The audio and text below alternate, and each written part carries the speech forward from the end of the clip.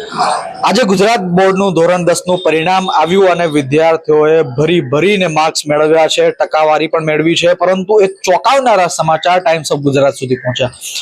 આ સમાચાર છે કે ગુજરાતની જ અંદર ગુજરાતી વિષયમાં જ આપણા જ ગુજરાતી વિદ્યાર્થીઓએ એવી મહેનત કરી કે જેના પરિણામ સ્વરૂપે આપણા જ ગુજરાતી વિદ્યાર્થીઓ કે જે ગુજરાતમાં રહી અભ્યાસ કરે છે 56,614 જણા ફેલ થયા છે ને ચોંકાવનારા સમાચાર।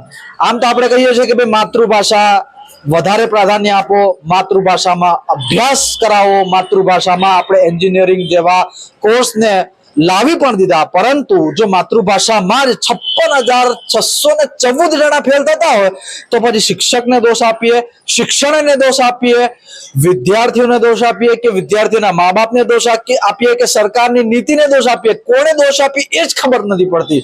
આમાં ખાલી એટલું જ કહેવાની ઈચ્છા થાય છે કે આપણે બણગા ફૂકીએ એના કરતા વિદ્યાર્થીઓ ગુજરાતી ભાષામાં રુચિ રાખે તેના ઉપર વધારે ફોકસ કરીએ, જેથી આ 56,614 નો આંકડો 614 નો પણ ના રહે તેવું બીજી વારના પરિણામોમાં આપણને જોવા મળે। શિક્ષકો અને મા બાપો ખાસ ધ્યાન આપજો।